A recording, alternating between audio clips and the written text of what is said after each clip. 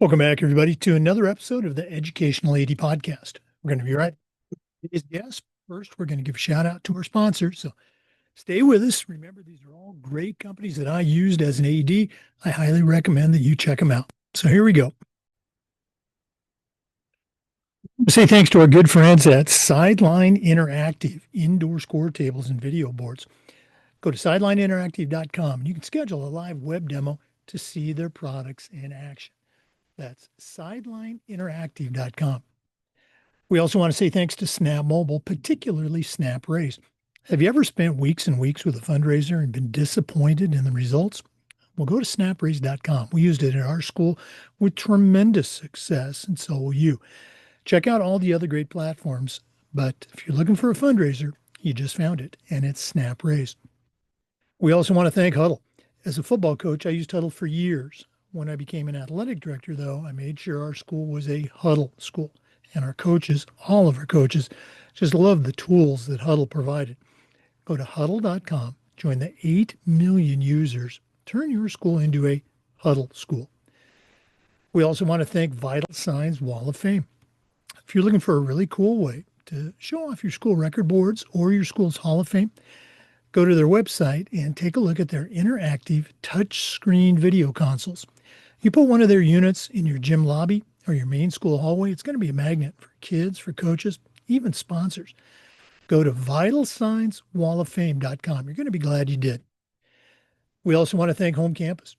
Whether it's scheduling, rosters, or results, you're going to use Home Campus every day. Their athletic eligibility and clearance platform alone is a game changer. Go to homecampus.com. Make sure you mention the podcast. That's homecampus.com. We also want to say thank you to Ohio University and their online masters in athletic administration. My assistant AD, along with thousands of others, got his master's through the Ohio program. And while they were earning their degree, they also got to complete 11 NIAAA leadership training courses at no extra charge. Check out Ohio University and their online masters in athletic administration. We'd also like to thank Hometown. Hometown is truly changing the game for schools with their solutions that include things like, well, big surprise, digital ticketing, but how about athletic website construction, fee-free fundraising, and a whole lot more. Whether you're an athletic director, a coach, even a principal, Hometown is going to show you how to save time, how to raise more money, and how to bring your community together. That's hometown.com. And of course, we want to thank Athletic Surveys by LifeTrack. At my school, we use surveys for everything, for kids, for coaches, even parents. And the information that came back was almost always over the top positive, and it'll be the same for you. You also get to hear from those squeaky wheel parents that you're probably already hearing from, but the surveys allow you to hear their concerns, address them before they turn into something big, and keep your pulse on everybody in your program. Go to athleticsurveys.com. Don't forget to mention the podcast. That's athleticsurveys.com. Welcome back, everybody, to another episode of the Educational AD Podcast. As we close in on episode number 700, we're looking back at some of the people that had an influence on me, had an influence on this podcast, definitely had an influence on our profession as athletic administrators. These are the two gentlemen that I share somewhat tongue-in-cheek. You can thank them or blame them for me even having a podcast. But our guests today, that's right, two guests, Don Baker and Josh Mathews. If you've been in the profession a while, you certainly recognize those names. If you happen to be new, Don Baker is a certified master athletic administrator.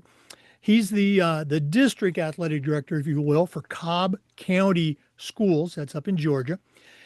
Tremendous background as a coach, as a leader, active at the state and the national level. You know, we'll get into some more of that as we get into today's episode. But he's joined by Josh Mathews. Josh is also a certified master athletic administrator. He's the director of athletics at Pope High School, and that's part of the Cobb County system of schools. Again, a tremendous background as a leader, as an AD, as a coach, as a podcast host, and we're excited to have him back with us today. They were actually our 100th guests when we started doing this. And we're excited to have him back. Don Baker, let's say hi to you first. Welcome back to the podcast. Absolutely. Thanks for the opportunity again. Good to see you, Jake. And Josh, always good to touch base with you. Thanks for coming back on the podcast. Yeah, Jake, thanks for having us. Appreciate being on. And hey, we're looking forward to talking to you today. But also, you blamed us for the podcast, for you doing your podcast. But I know those books came out of the podcast too. So hopefully we get some royalties from that too. Hey, Still waiting on that check, still but waiting, I okay. guess. Yep. Well, again, full disclosure on those books. Every time I sell a book at $9.99, the royalty, as you say, is about $3.25. So if I sell a couple of books because of this podcast, I can buy maybe you two guys, maybe even me, a beer at the national conference, and I will be happy, very happy to do that. Okay. No, it's great to be with you. Let's go ahead and jump right in. Josh, we're going to stay with you. Again, for listeners, way back in the COVID years, we were planning our Florida State Conference. I was the president-elect that year, and the president-elect gets to plan the conference. And we were going to have, hands down, the best FIAAA conference ever. It was going to be the Absolutely. greatest. And then, like many other states, it got canceled due to COVID. We ended up asking our presenters, the people who were going to do the workshops, to come on and do this new thing called Zoom and present their workshops, if you will, to a Zoom audience. And we didn't charge for it. We just kind of promoted it through social media. We didn't even call it a virtual conference, but basically that's what it was. And we did it for 2 weeks. We did in April, we did 2 a day. So we did 20 workshops. We had about 1,000 people log in over that 2-week period. Just had a ball with it. It was just a lot of fun. From that, Don and Josh, who are already hosting their own podcast, Hanging with the AD, we're going to hear about that later. For some reason, they asked me to come on and talk a little bit about what we had done and maybe some things we were doing at my school in Tallahassee. And I just had so much fun, and they were just such pros at doing that and making a guest feel welcome that I said to myself, hey, I could do this for our Florida ADs as a presidential project. And it just took off in a way I never could have imagined. So again, my thanks to them. But that's enough about my origin story. Josh, as you know, we always like to let our listeners have a chance to get to know our guests. So give us that quick bio so they can kind of get a feel for, hey, who Josh Mathews is. Yeah, first thing I'll say, Jay, there's old cliche, fake it until you make it. And we were definitely faking it back then whenever we had you on our podcast. And Don and I probably say we still are faking it, but we were faking it good if you had a lot of fun and you thought we were professionals then. So, but no, it's great to be here. Josh Mathews, as you mentioned, I am the athletic director at Pope High School over in East Cobb County. Don is our district AD. We're just north of Atlanta. This is my 14th year as athletic director here at Pope. It's a wonderful place. Super level of excellence with our coaches, athletes, and community. So awesome to be the AD here. My 25th year in education, I was in middle grades, then special ed and American government teacher. So that gives everyone a little bit about me. I am married. We have a 10-year-old, April, and I have a 10-year-old son, and he's into a lot of different things, robotics and golf and basketball, flag football. He's in a lot of things, but he's kind of a STEM robotics kid, and we're learning how to be parents to a robotics kid, which is kind of a fun adventure for us. Yeah. Oh, I can imagine I'm probably going to see some of that with my granddaughter as she gets a little bit older, because that's a field that's just taken off. I always like to ask those questions, looking back to your own, let's say, middle school, high school days as a player. Can you think of a moment? I'm a big moments guy, that maybe at the time it didn't seem like much to you, but now looking back with wisdom and experience, perspective, you can point to that moment in your life and say, hey, that was a big deal for me. Yeah, it's funny. Moments is a word of mine. I was our deacon chair at our church a few years ago, and my theme was moments, not plays win the game. So I'm right there with you. I do like that. That's a great question. I'm kind of glad you asked, because I reflect on one event that happened all 4 years of my high school career. Right before Christmas, at the beginning of Christmas holidays, our FCA, Fellowship of Christian Athletes, we took a trip to Black Mountain, North Carolina with FCA huddles from around our area, I was in Winder, Georgia, which is Northeast Georgia.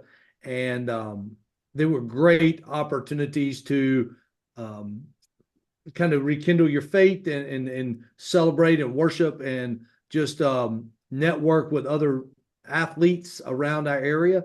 So I would tell you that those 4 moments, those 4 times in high school really played a part in my development as a person, but also understanding the importance of networking. And that's where I'm at now in my career. I love meeting people. I love connecting other people.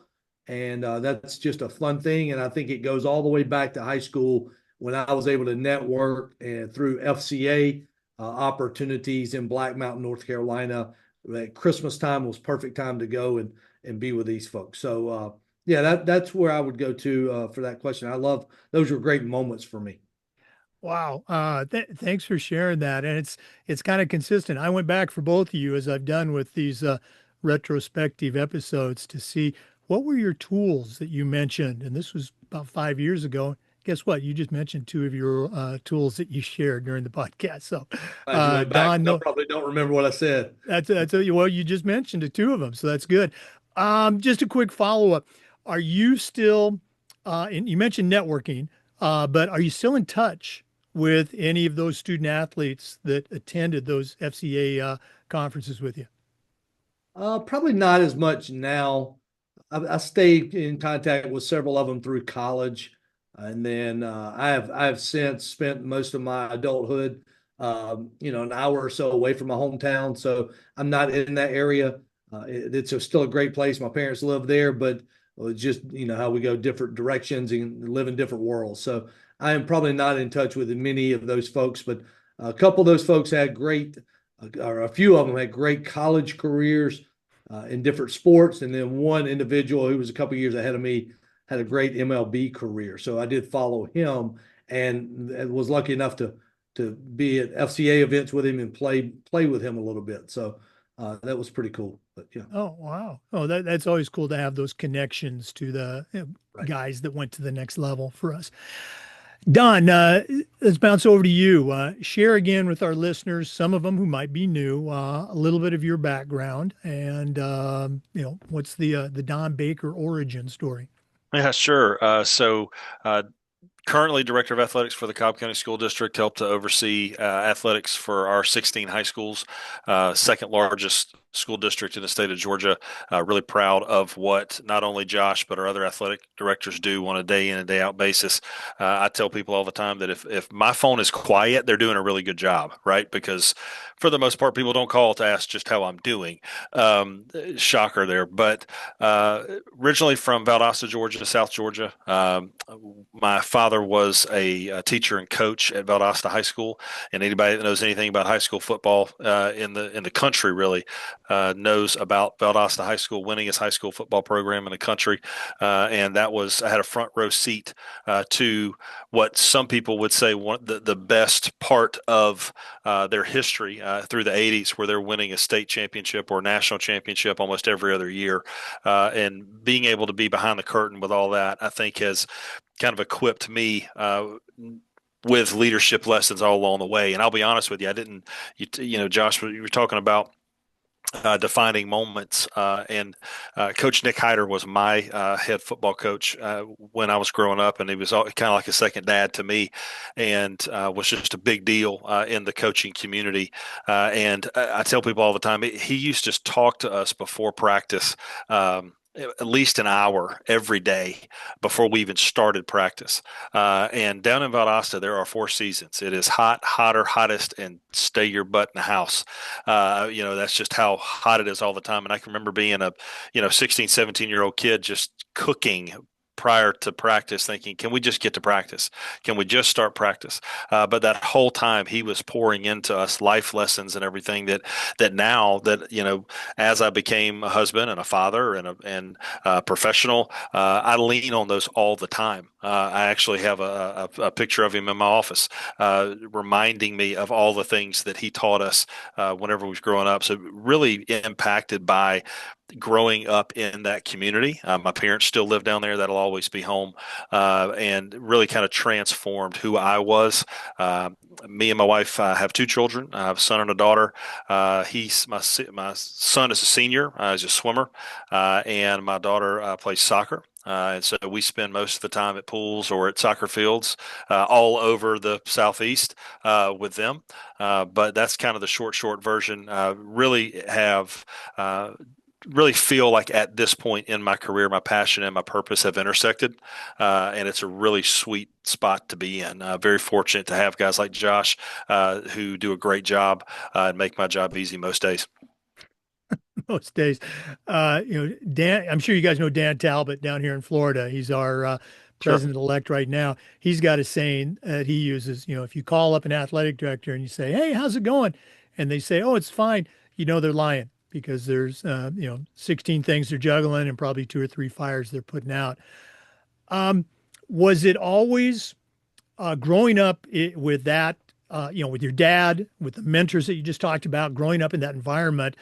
Was it always, preordained, both for you and from the family that you were going to be a coach, you were going to be an AD, or did that just kind of happen, episodically?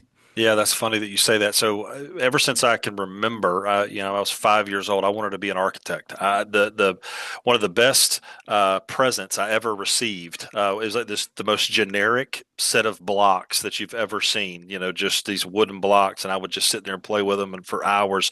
And I wanted to be an architect. And then what I realized as I finally grew up, I realized that math is my worst subject, and I can't draw a straight line with a straight edge. And so didn't really know what I was going to do, quite frankly. I changed my major four times before I ended up settling on education. Education is the family business. There are 14 of us. In my family that are educators, in my family, extended family. I married into a family of educators as well. It's just kind of what we did. And so I'll never forget, I sat down in a theater with other people that were going to be in an architectural pathway. I think there were probably 50 of us when we sat down. When I got up to leave, there were 10 people left as they were going over how difficult it was going to be, right?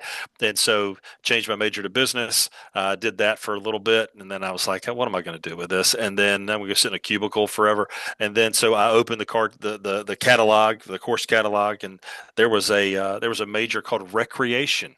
And at the time, I told myself, I love to recreate, right? Like, that's awesome. So, changed my major to recreation, realized really quick that I didn't want to be the director of a YMCA because that's essentially what that is. And then ended up coming back and settling into the family business. And hands down, it's the best decision I ever could have made. So, had my coach at the time. Or actually the Coach Hyder had passed away.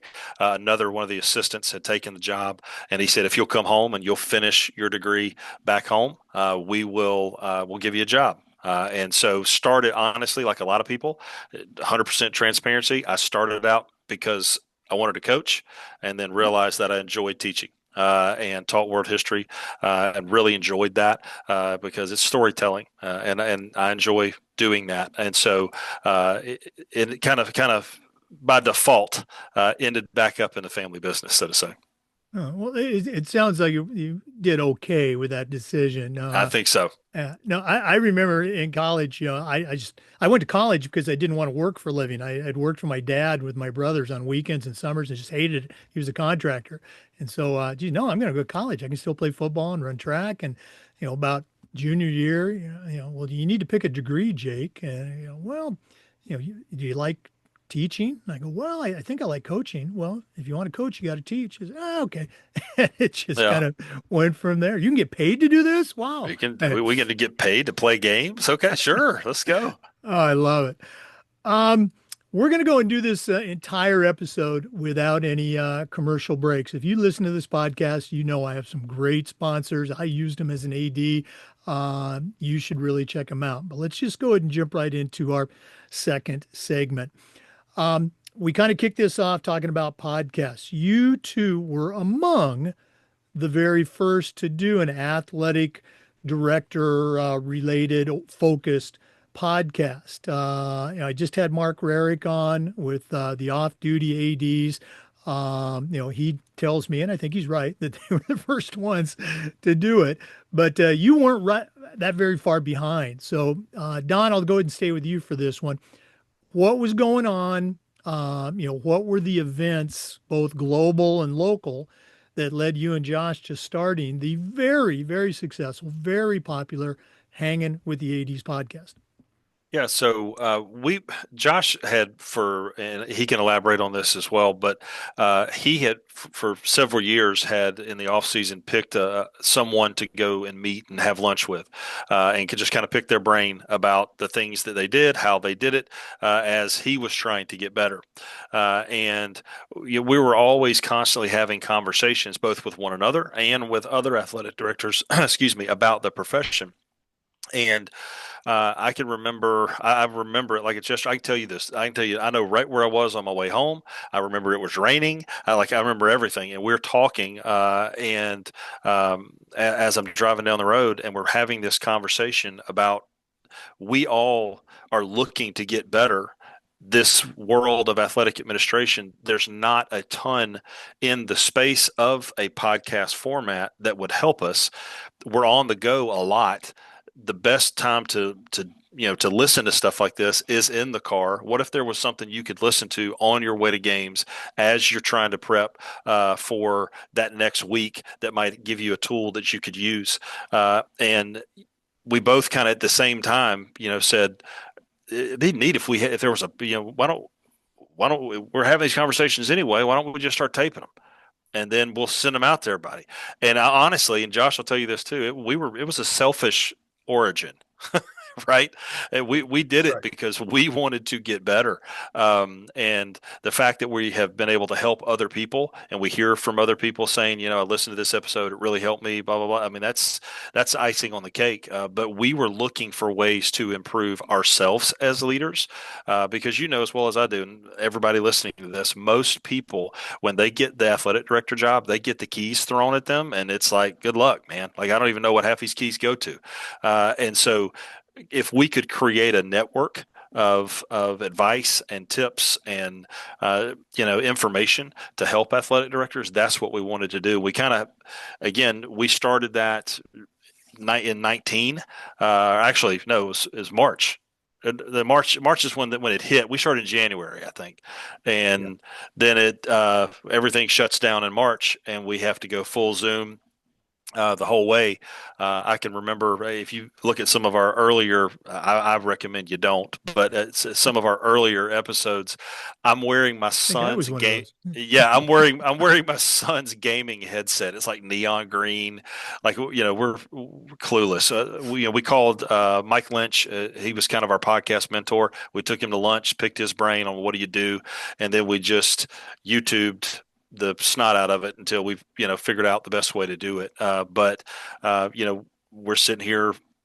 We've reached over 4,000 cities, 133 countries, a lot more than we ever thought that it would turn into, for sure. Oh yeah, no. When I got the idea from the two of you to start mine, I literally went on YouTube and typed in or Google, how do you do a podcast? And it was just like, oh, okay, well, that makes sense. Josh, what are some of your memories of, the origin story? Yeah, I think for me, as Don mentioned, maybe the origins kind of started with those summer meetings when I was going to sit down with other more experienced, wiser ADs. But that December of 2019, I remember I went to a GHSA meeting and it was about reclassification, which is always a hot topic. And Don had become our district AD, and he and I, we kind of in the same parallel paths as far as how long we've been ADs. And he and I would talk a lot about what he was experiencing, what obviously I'm calling him about stuff happening to Pope. As he says, his phone sometimes is quiet, but usually I keep it lit up. But no, I'd gone to this meeting, and I think I called him and said, hey, it would be nice if there was a format for somebody to review what went on today, because news agencies, Atlanta Journal and Fox 5, they're not going to cover the Georgia high school reclassification, right? Big news people aren't. And so that kind of started the idea. I think he already had some idea of trying to implement something from his platform that was different than anybody else was doing. I think that podcast idea was already in his brain. So that's when we kind of said, all right, maybe we do it together. As he mentioned, we went and sat down with Mike Lynch, and it evolved out of the idea I had of being kind of a news reporting for high school athletics into more of a leadership development for athletic administrators and all leaders. And once we interviewed 2 or 3 people, we kind of got the itch and the addiction to see who else would come say yes and come on and just answer our questions on leadership. And it went from he and I sitting in my conference room right there behind me doing a Zoom to obviously 2.5 months later, he's wearing green headphones, gaming headphones, and I'm sitting in my house, and anybody we emailed said yes, and we just started doing conversations, and it was a wonderful opportunity that came our way, and people just made it better and better by saying yes and answering our questions. They overcame the 2 hosts, and people have gotten better. I think people have gotten better by listening to things other leaders across the country have said to us. And we're just grateful people say yes. So. Yeah, and again, I can agree with every single thing that you said. It's fun to listen to the stories. I just love listening to people's journey, their career journey, their family stories, what they're doing at their school. I love doing it, and I think we do provide some great content, as you do, to somebody out there. And you're absolutely right. I'll get an email usually from somebody who's been on the show maybe a year, sometimes 3 years ago, and they are telling me, hey, I got an email from an AD somewhere that listened to that episode from 3 years ago and reached out to me. So yeah, we are having an impact. So thanks to you for being a part of that group that got things going and allowed me to join in on the fun. You mentioned 2019. I didn't get started till 2020. So basically it's 5 years plus in the world of, we can say post-COVID, or we don't even have to acknowledge that it was there. But in looking back in those 5 years, COVID obviously, gave us a lot of challenges, a lot of changes. What are some things that you see our profession, or maybe you can go laser focus for you at Pope High School? What are some things that we've gotten better at? And maybe, what's something that, boy, I kind of miss the old days. Anything come to mind for you?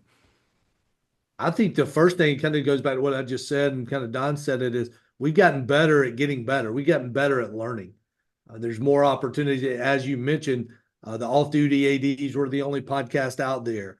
And now there's probably 15 different people out there doing podcasts. Our AAA have a podcast, and we've Don and I, as we mentioned, it's about professional development of ourselves, really. Anytime we have someone on, people ask us, how many listeners do you have? And we'll go look it up, and it changes every day, right? As people go back and listen to us, that's not real important. We're more worried about how are we helping others get better, but at the same time, we're getting better. And I just think if 5 years later, after that COVID time sent us to Zoom and allowed us to connect over the airwaves or the internet or whatever we want to call it, it allowed us to connect with people that we probably didn't think we could connect with. And we'll have people, you probably have this as well, we'll stretch ourselves and ask certain people to join us, and they're on the fringe of what we do, but they're leaders, and that's what we want to bring to our podcast. And people will listen to it, and they'll come back and say, how did you get that person? How did you get that person? We just sent an email and ask, or we just picked up the phone and called and asked. And I think what COVID did 5 years ago, it allowed us to break some of those boundaries of asking people outside of our typical stratosphere, and it's allowed us to connect. So I think 5 years later, we're better at learning, or better at getting better in collaborating with other people. What I don't know that I know how we did it in 2019. because it changed in 2020 and 2021, and we fought that battle. And I think if we're honest, it changed again in 2022, and it's completely different than it was in 2019. I think things like AI, the advancement, the speed of AI, and then you get into NIL, you get into the portal at the college level, which has trickled down to us. I know it's down there in Florida. There's a portal in Florida, right? You call it what you want to call it. We've had the portal for a long time.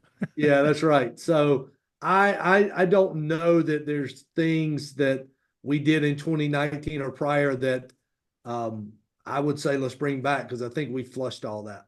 Bad answer, but No, not at all. 2019.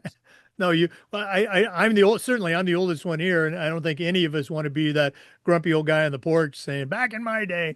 I think you're absolutely right. We have gotten better. Hear that, right? That's the most ineffective phrase in coaching.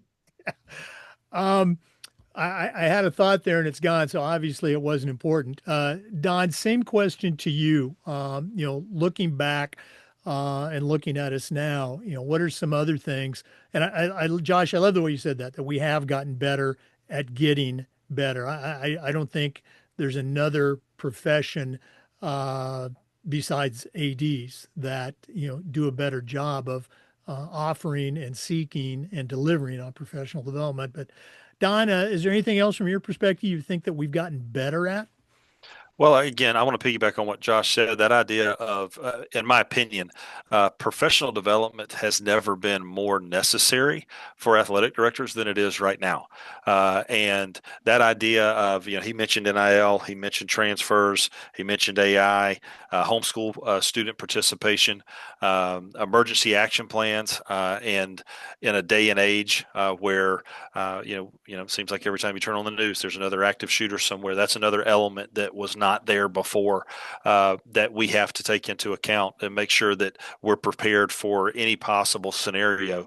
And then just program promotion. Right. Let's be honest. High school athletics has turned into an arms race. And if you can promote your program and you can show off your program in as many varied ways as you can, that's going to ultimately attract families to your community, because that's what they're looking for. That's an element that ADs, quote unquote, back in the day didn't have to worry about. And so you're always on. You're always having to sell your school, sell your community, and sell your programs. And so how do you do that? Well, you learn from other people. You find those people that are doing things that you like, and you seek them out. And so this is a way, hopefully, that Josh and I can fill that void. We can fill that space, find those people, get them recorded, and then get that out to the masses, so that not everybody's having to do the exact same thing. If we can kind of serve as a tool to do that, because the athletic director job is becoming bigger by the day. This idea that you could just be a head coach in the building and you can facilitate all of the modern day athletic director needs. And I'm sure there's a lot of people that still do that, right? That's getting much more difficult to do. And my fear is that when you do have athletic directors that have a lot of other irons in the fire, that's when things fall through the cracks. And ultimately that's what gets you on the front page of the newspaper. And that's what we're all trying to avoid. So I think that idea of the need for professional development. I was on a hardship committee meeting recently in our state, and we heard 10 appeals. And I will tell you, the overwhelming majority of those appeals, there were things missing in them that I don't know if the athletic director wasn't aware of how to properly go out throughout the process or not. But it was, had they had a little bit of professional development, they probably would have had their appeal approved. They didn't, and they didn't get it approved. It's just little stuff like that. That's from as small as that to as large as how do we secure this venue in the event that we have an active shooter. It's really everything, from A to Z. Yeah, no doubt. And again, teachers have, I don't want to say complained, they've shared for years about the increasing load of paperwork and documentation that takes away from their ability to just teach the kids. And the things that you just mentioned from an athletic director standpoint, the safety, the security of student athletes on the campus, avoiding, liability. It just, the list just continues to grow, and then NIL and all of that stuff on top of it. Let me ask you, and again, this is for both you, a question. As I've done these interviews over the years, I've come to realize that not every state is like Florida. Yes, we've had the transfer portal at the high school level for many years. It's a state statute. If you didn't know that, nobody in Florida, no AD, no coach likes it. Well, probably most coaches don't like it, but we're still stuck with it. Depends on what end of that argument you're on, I guess. Exactly, yeah. Texas, it seems to be very common that Texas high schools have head football coaches. Many times they're also the athletic coordinator, the AD. But there's another position that I see a lot of, and we've actually had a couple on the show. They are high school director of football operations. And I'm guessing they do a lot of that stuff that a coach in Florida would probably do on his own. Do they have that position in Georgia? Are there football ops people in Georgia at high school level? We do. We have some even in our district. We have some people that are doing that as well, as a way to kind of farm out is not the right word, but to delegate certain tasks to an individual who can be laser focused on that to keep it tight. But yeah, we're seeing more and more of that, at the high school level here in the state of Georgia as well. Yeah, Jake, I'll add, in 2011, I served in that role at Laster High School. For our head coach was Jeff Irwin, and he was kind of on the front end of thinking like that, thinking collegiately. And I did things like the stats during the game. I was not a football person. I coached for 2 years, never played, so I don't have the knowledge that most football coaches have. But I could do stats, right? I could hand out equipment, or I could do media requests or things like that. So I think it's a critical position, in my opinion. If I were a head football coach dealing with 80 to 150 or more players and parents and booster club and all that, and then trying to coach and deal with a coaching staff of 15 to 20 or whatever it is, I would find that person who may not want to be a football coach, but who is organized, administrative, likes the administrative stuff, and allow them to have that responsibility to take some burden off my plate as the head football coach. And I would work hand in hand. I'd have them at practice as much as they wanted to be, and they would be in my favorites on my phone list. I think that position, not because I did it, but because I've watched our coaches do it, is vital to the success of making sure all the T's are crossed and I's are dotted. All the stuff that Don worries about us as ADs doing, we worry about our coaches doing those things, right? We're beholding to the coaches, and not every coach. I just said this to our coaches this weekend, this week, our head coaches. Not all of you enjoy the administrative side of the job. If you don't enjoy it, which is fine, put somebody in front of you that can make sure everybody is checked off and eligible and all those other things, suited up properly and all those other things before they get to you on the grass. So I think that position is vital. And I would agree 100% as somebody who was an athletic director / head football coach / taught three courses in the curriculum and was doing all that stuff. I think it'd be great. I didn't realize that other states were doing so much better job than we were doing here in Florida. So I will say too, though, to kind of piggyback on that, if that's what you're going to do, ultimately you have to understand whose name's on the letterhead, right? Mm-hmm. And you are still the head coach of that program. So that's fine if you want to put eligibility, for example, on somebody, right? You want to have somebody that's what they do.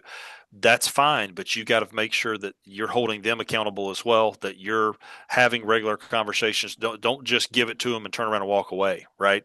Because their name's not going to be on the front page of the paper, yours is. And so I think although it does help a head coach kind of distribute those responsibilities, at the same time, they've got to kind of have their hands in a lot of pots, because it's going to be them that catches the flack if it goes sideways. Yeah, I think it's definitely a collegiate idea. And I'll use our guy here in Georgia that I think is elite. I'm not necessarily a Georgia fan, but I think Kirby Smart's elite. And to Don's point, Kirby Smart's he and Nick Saban, those guys they were on the front end of all the analysts and all the extra staff members but he knows if there's a violation or if there's success or whatever, it's coming back to him. But he's got all these other people helping him out in specific areas. And I personally, we have 106 coaches, 9 through 12 here at Pope. Somebody was laughing last week at the baseball golf tournament fundraiser that we have 9 baseball coaches. And, a lot of schools will brag about their staff to pupil ratio, right? I think it's the same thing in athletics. You beat people because you outcoach them. And the more coaches you have that are coaching, not just getting paid, but are coaching, the better chance you got at winning. And, if I were a head football coach dealing with a large program or anyone dealing with a large program, I'd go find the most organized coach in my building who's not on my staff already. I'd offer them a supplement and I'd let them be the operations person because they're going to get better watching a sport like football operate, but you're going to get better because you just went and got the most organized, probably an elite level coach as a part of your program. Oh, no, absolutely. I love that. Boy, that's going in the toolbox. Okay. All these great ideas, it kind of makes me wish I was still coaching. Kind of. Okay. We are going to take a quick break, but you're not going to notice if you're listening. I want to talk about our next segment. So I'm going to say it anyway. Please stay with us. This is the Educational AD Podcast. All right, we're back visiting today with Don Baker and Josh Mathews from the great state of Georgia. Again, as I like to say, you can thank them or blame them for me having a podcast that's approaching 700 episodes. Don, for this next segment, we were talking off air about NIL. It's here at the high school level. Most states have an NIL policy. Either you can do this or you can't do it at all. And it varies from state to state. And you already know, off camera, I guess, my feelings about the whole thing. What's going on in Georgia? What's going on in Cobb County? What are your thoughts as somebody who's been doing this for a long time?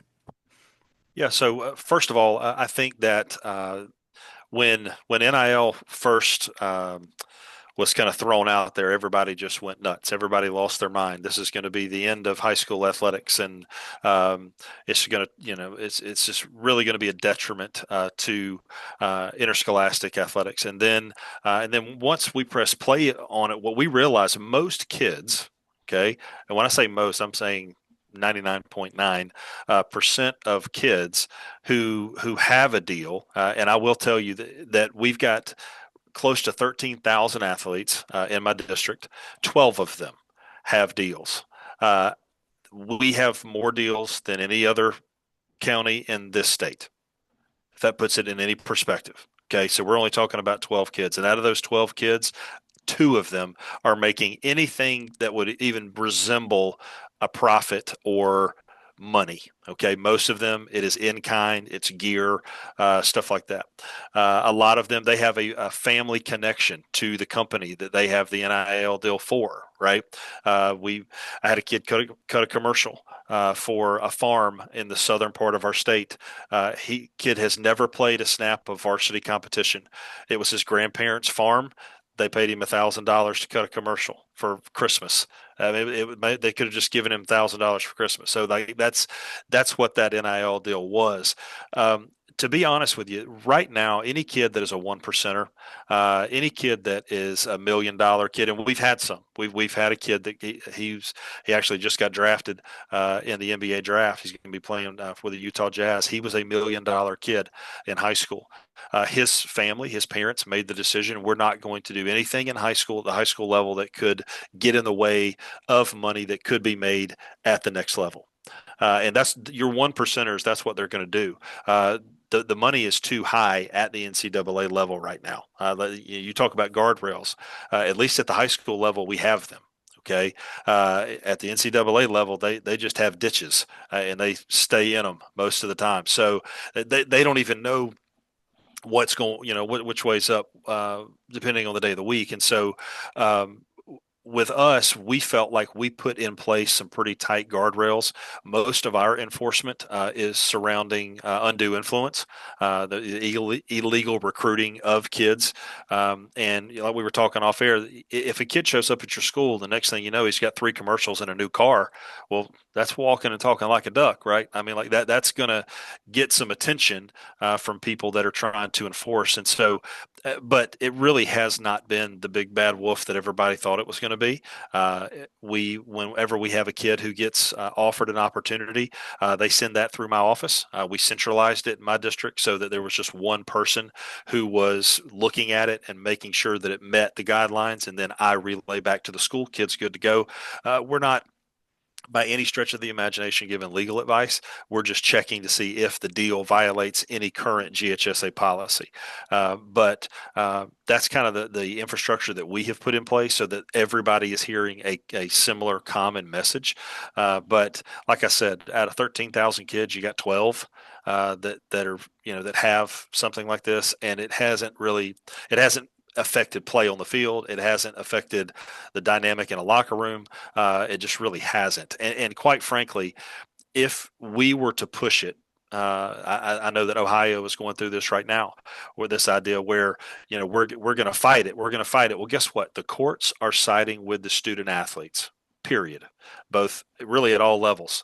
So the idea that you're going to impede progress, you're good luck, because you're not. Because at the end of the day, a kid's name, their image, their likeness are one of the few things that belongs to them. And for you to try to control that or to even restrict that, you're running the tightrope of a civil rights issue, and you're not going to win it. So the courts are going to side with the kids. And actually, that's what just happened in Ohio. They got an injunction where they could actually start to do it, right? But what they're going to find is the sky is not going to fall as a result. And so in my opinion, you can't really do anything to prevent it. What you can do is educate and provide guardrails. And the states that have done a really good job with that, I don't think that they're seeing the problems that we see, at the next level. You bring up a ton of great points. I love the expression guardrails. I don't know if that's yours or you borrowed that, but it's totally applicable, along with the ditches too. And the Ohio situation, I think trying to prevent it that's definitely the old man on the front porch. We recently had an episode. We had two, big time ADs. I'm not going to mention them right now. You can go back and listen to the episode if you want to. But in their state, they have an NIL policy. These are the things you can do. These are the things you're not supposed to do. And most of the things you're not supposed to do are the common sense ones. Can't wear the school uniform, can't have the school name, etc. Well, apparently there's an organization in that state that is directly reaching out to schools and saying, hey, we'll be your NIL resource, your NIL rep, etc., for your kids. They want the kids to sign up. And the state association isn't doing anything about it. You talked enforcement. Have there been, to your knowledge, in Georgia, and I know it's all new, any enforcement issues? And we don't have to name schools or states or anything, but has enforcement been an issue or non-enforcement in Georgia so far? Yeah, I think that we don't have, to my knowledge, we don't have a case of undue influence where a kid, it was proven that a kid was enticed to come and to a certain school as a result received, whatever X. To my knowledge, that hasn't really happened, or it stayed out of the media if it did. Most of our enforcement, if we see, we had a couple of instances with schools of mine where the kid posted something, let's say in their jersey, right? Obviously a no-no. We asked the kid and the company to remove it, to take it down. As long as it's not a repeated instance, then I don't really see, our state association coming down with a hammer. It's really like, if you see it, stop it. But their main enforcement of our policy deals with undue influence, and so as a result, that's really is what's going to get the majority of the attention. In my opinion, I think the one-offs where a kid just makes a mistake or they don't fully comprehend what the deal is. Now, what you're talking about with a third party, that's if me as a district or me as a school, I'm signing with a company to help my kids facilitate deals. Now I as the Yeah, school, yeah, I'm violating the policy because I'm helping them get deals, which you can't do. And so it's only a rule if you enforce it. yeah. Right. I think Mhm. this is a common phrase of yours. You either coach it or you allow it. Right.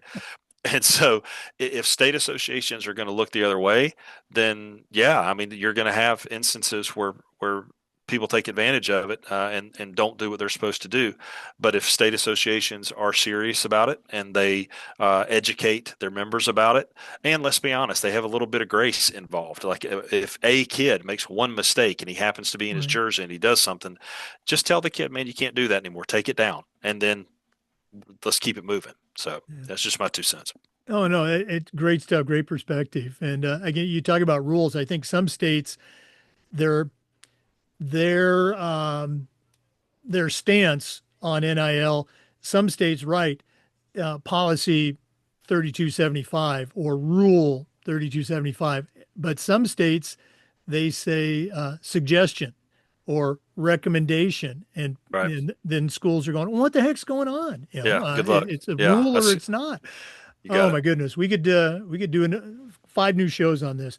Josh, anything on NIL before I ambush you with our next topic? Okay. No, it's like we said earlier, and Don kind of gave the stats there. We're not one of those schools with athletes with deals. We have not experienced a local school AD. We're good. Yeah, we're still good. So Yeah. yeah, it's really a non-factor for me as a local school AD and most of my colleagues. So Don kind of pointed that out. So I wouldn't add anything else there. Yeah, I think that was the other point that I wanted to comment with Don. You used that term 1%er. I mean, that, you know, that's not even 1%. I mean, Yeah. that's a lot Yeah. less. Less than. And, Yeah. I think that's your best case scenario as a state. If you're hoping for NIL is, wow, I hope we get 1%.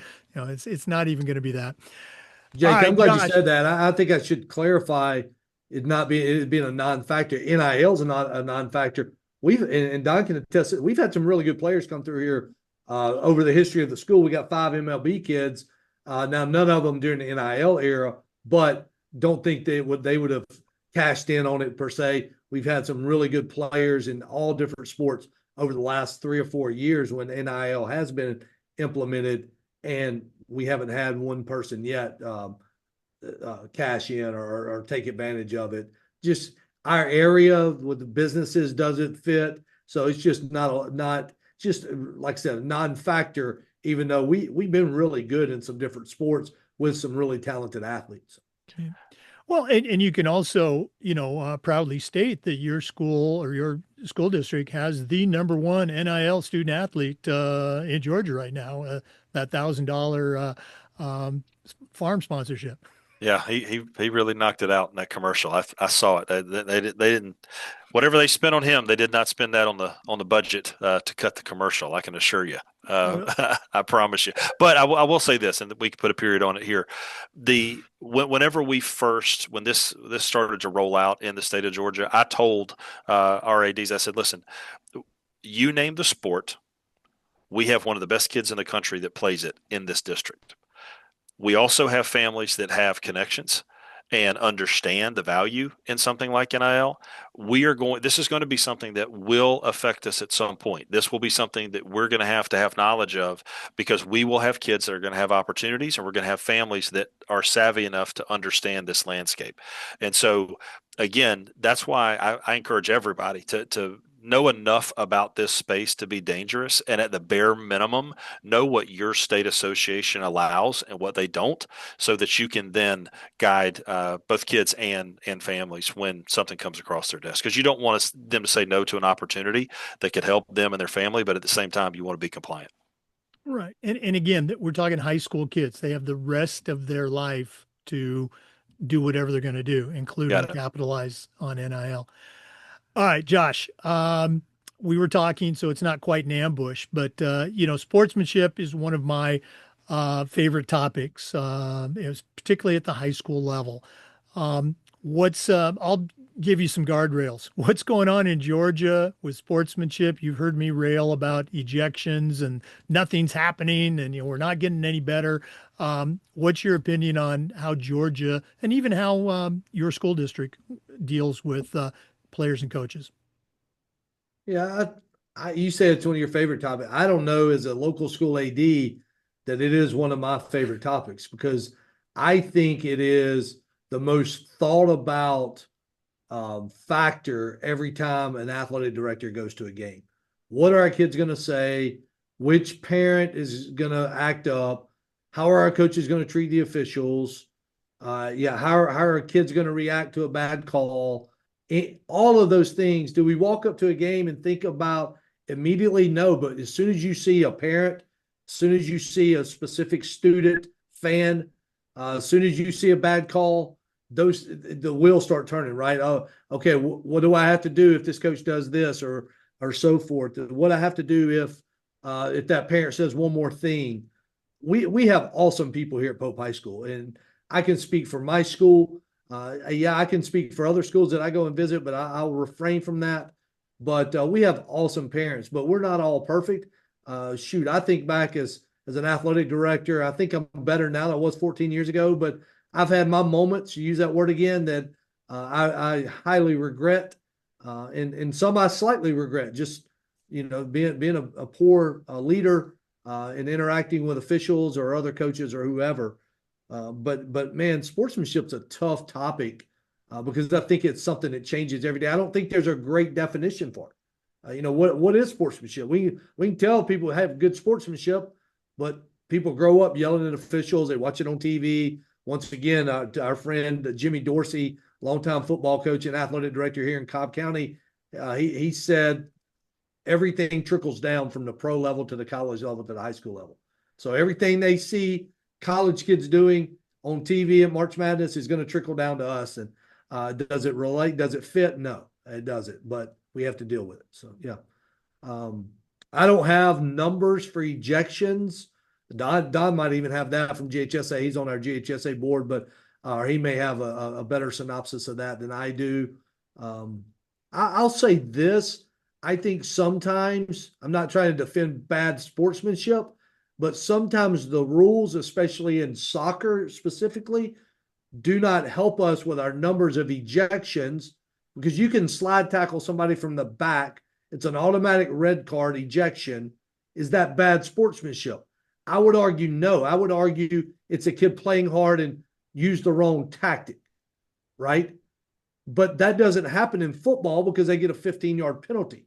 You don't get ejected for a bad technique in most sports like you do soccer. So when we say ejections are up, I don't think we always compare apples and apples. So I think we probably need to do a better job of that, pulling out some of those sport-specific ejections. And that's my one deviation from we need to be better sports. But I don't think we always look at the right data when it comes to sportsmanship and ejections. But do we need to get better? Absolutely. There shouldn't be any of those. I think too, another thing is the idea of, well, two things. I know we got an email recently I think it was 2 weeks ago, out of all of the high school football games in the state of Georgia. So you're talking 450 plus schools. There were 4 kids that were ejected, from top to bottom in the state. That's pretty good. If you looked at the deal, now obviously you don't know the circumstances that surrounded that, but at the same time, just this past Friday, we had two of our schools. They were both undefeated in football. They are 3 miles apart. One school was built out of another school, so they don't like each other. They're big rivals. They're undefeated. It was on statewide television. It streamed all over the world. And prior to the game, both teams, the way that the facility is structured, they both ended up in the same end zone before they came onto the field and ran through their banners. And naturally, you put them right beside each other. They don't already like each other. It's already a big game. They're going to kind of, start to talk to one another. And I went down there and I stood in between them along with the other administrations and the officials and the coaches, and both staffs did a really good job, and they separated them. The officials did a good job, and then I was standing there, and I didn't really have on a logo of either team. And one of the officials said, "Are you one of the principals?" And I said, "No." I said, "I'm the the athletic director for the district." And they go, "Oh, you didn't want to get told what happened here tonight, huh?" You wanted to have eyes on it tonight. And I said, of course I did. I said, and this is the only stop for me tonight, because I want to make sure that everything runs right. But I say that to say this: as soon as those coaches intervened, as soon as the officials intervened, as soon as intervened, those kids behaved. They fell into line because they want to play the game. They don't want to do anything that's going to prevent them from being part of the game. And so that idea of presence, whether it be in student sections, whether that be on the sidelines, and modeling the behavior that you want to see. If your coach is losing their mind on every call, how do you think their kids are going to respond? Right? They're going to look at that coach and go, okay, that's how we respond to this. Well, then that's why you see ejections up. So I think it's key that we both supervise, we're a presence, and we model what we want our kids to do. Our kids going to lose their mind, and we're going to have some grace there, yes. But at the same time, we've got to we bear the majority of that responsibility, I think. No, I think what get Don both of you. Go ahead, Josh. Yeah, I think what Don described there comes back to a guy I got to coach with. We had him on our podcast named Mickey McMurtry. He's a retired educator now. He was elite. He was an elite teacher, elite coach, a legend in Georgia on the baseball side. And he used to call it the power of the pencil. The coach has the power of the pencil, meaning you get to make out the lineup. If you want your kids to act right, use the power of the pencil. Now, once again, going to Don's point, coach has to know how to act right first. But coaches, if you want your kids to act right, use the power of the pencil. You've got it. Now, again, you were both spot on. I'll just share two quick things. Josh, you talked about, in your younger days, you might not have been that best model. Don't think about it, man. I was bad. I learned that growing up, and I hate it. I hate I was fortunate enough as an AD here in Florida, two different schools. Our school won the state sportsmanship award. And as I'm bragging on Facebook and posting things, some of my high school and college buddies, were saying, your school got the sportsmanship award. Do you remember that time? And so again, it's good that we're not judged entirely on our youthful moments. But right. And Don, you already said it. It's coached or allowed. I do a presentation for ADs, a couple different ones, but one of them is, what's your line in the sand? And it's talking about what's your line in the sand for your coach's behavior on the sidelines, on the basketball court. What do you tolerate? And I give a bunch of examples because I was a high school referee for many years, basketball referee. But it starts with the coach. Absolutely, it starts with the coach. If you have that, it's just the worst call in America. Everybody saw it. That's holding or whatever it was. And the coach just is now coaching his team. All right, fellas, huddle up. Let's do this or whatever. The players, they follow suit. The parents, the fans, they follow suit. And if the coach goes ballistic, that's where the kids and the fans do. So yeah, it's either coached or allowed. I'm not trying to pat myself on the back, but it's so true.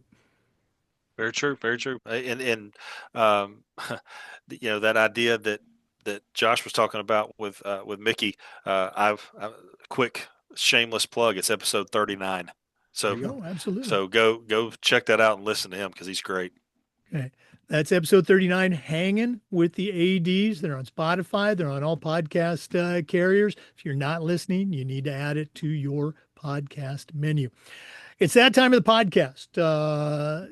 Don and Josh have been on before, so they know what's coming up. But we are going to challenge them to go back to the toolbox. They already participated in this. Their toolbox suggestions are in the original, Volume 1 of the Athletic Director's Toolbox. These three tools are going to be in our new volume, Volume 4, coming out November 17th. But we're going to take another quick break. You won't notice it, but please stay with us. This is the Educational AD Podcast.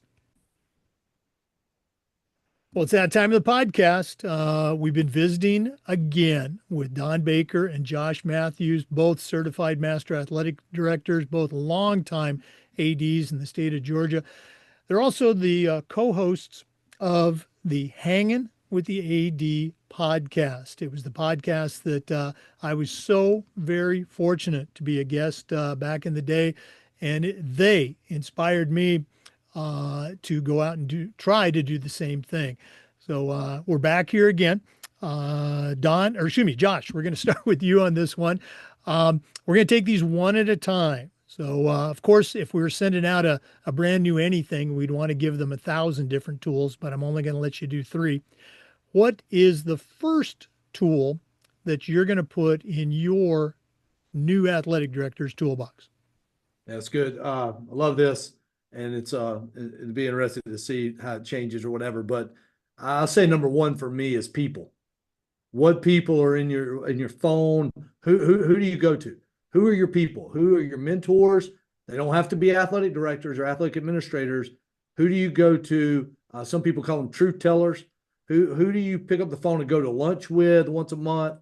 Those kind of people. But also, who are your athletic administrator buddies that you're going to pick up the phone and call and ask how they do things and trust them with certain situations you have? Maybe it's got to be outside your area, so there's some confidentiality. But you can't do this without having your people. And I'll just say that, your people. Who are your people? I like that, people. Okay. All right, Don, your turn. What's going to be in your athletic director toolbox?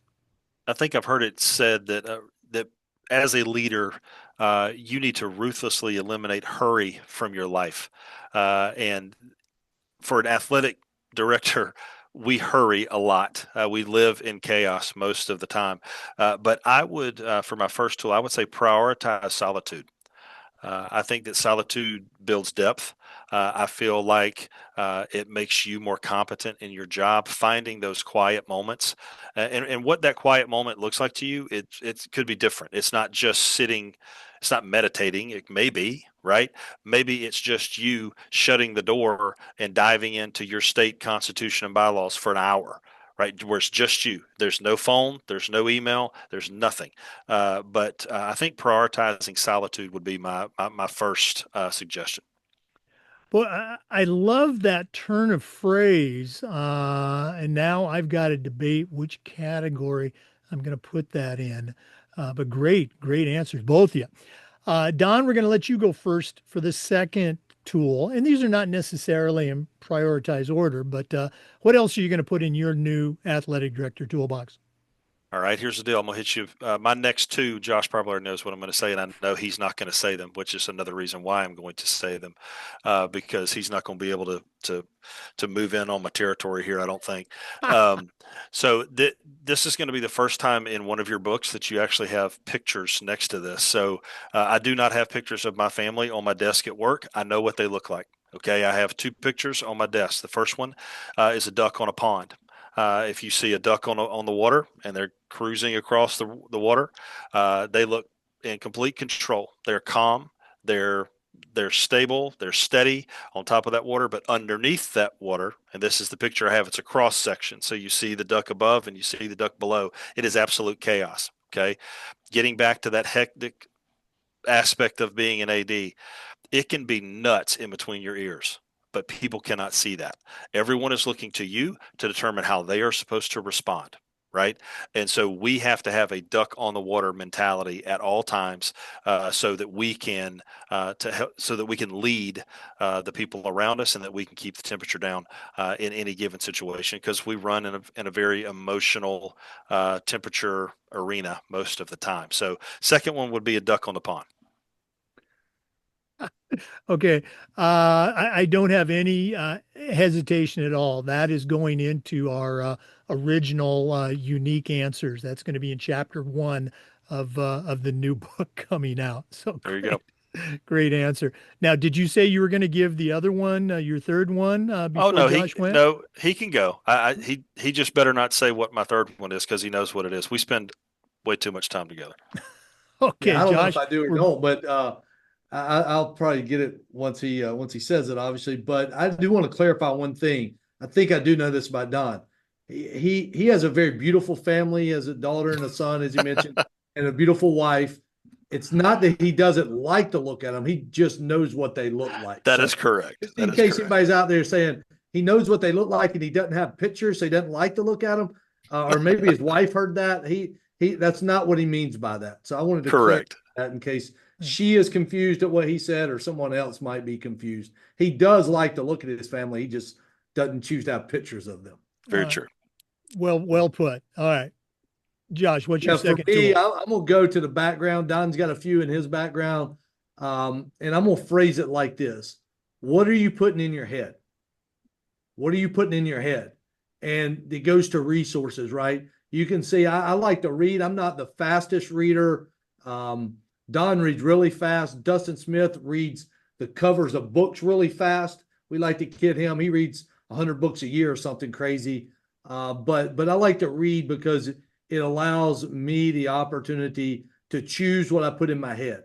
Because a lot of times, and people are probably thinking, man, I put some crazy stuff in my head. I do too. When I'm driving down the road or I'm out walking or whatever, I can put some crazy thoughts in my head based on what's going on in our athletic administrator world and parents and kids and coaches and all that stuff. I can fabricate a lot of crazy stuff. But when you read, when you listen to podcasts, when you watch videos, whatever it is, what are you putting in your head? When you go to conferences and listen to people talk, what are you putting in your head? What are you allowing to go through your ears, right? And I think that's important. So I would challenge people to put things in their toolbox that affects what goes on in your head. Okay. In a positive way, for sure. And that's in perfect alignment with what you were sharing earlier about how we've gotten better at getting better. Well done.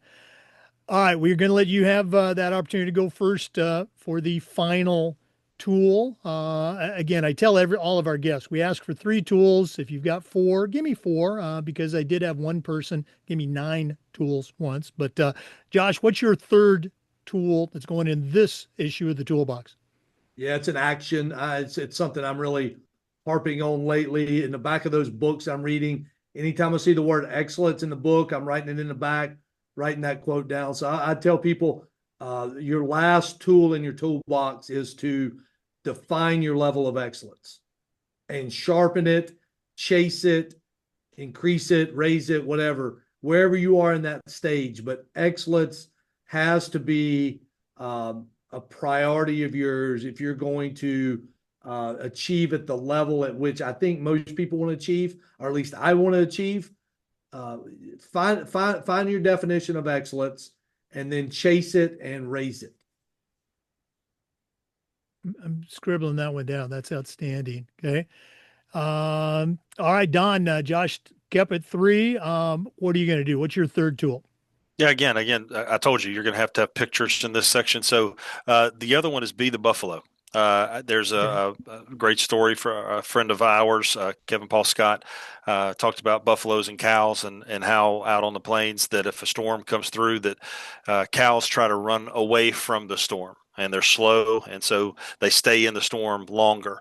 On my desk, I have a picture of a buffalo or a bison. I don't know. We don't have either here, so I don't know what to call it, but walking into a storm, because that's what they will do, because they know if I walk right into it, I can get on the other side of it quicker.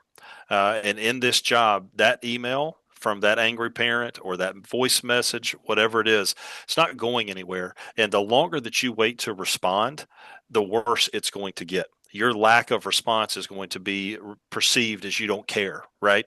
When that probably isn't the case, you're just trying to avoid it. That stack of papers isn't going anywhere, right? So go ahead and be that buffalo, run into that storm, breathe, compose yourself, take the time you need, but don't just sit in the storm, right? Maybe that's it. Don't sit in the storm, but to get on the other side of it. And so be the buffalo, get on the other side of the storm. In my opinion, I think your day in and day out will be much smoother. Now, as soon as you said it, I remembered that interview. I remember that episode you guys did, and just such a great visual, talking about pictures, and it is, the bison, American bison, North American bison, but we'll save that for our National Geographic episode. Sure. Guys, again, I can't thank you enough in a global way for getting me started on my podcast journey, and for all the things that you do on locally for your schools, in your state, for the NIAAA. And as you mentioned, people all around the world, listen to this podcast, your podcast. So thanks again for coming on and sharing your wisdom with our listeners, and looking forward to seeing everybody. And you can't hold me to that. I will buy let's say the first and the second round of beverages at the NADC in Tampa. All right. Sounds like a plan. Jake, thanks for having us, man. It's always a joy. Hey, and for the record, before we get off, episode 32, that is Jake's episode on the Hangin with AD podcast. We've talked about it several times. Just wanted to give some context there. There you go. Well, again, thanks so much. For listeners, we want to say thanks to you. Remind you that we upload the Zoom recordings of every interview to the Educational AD Podcast YouTube channel.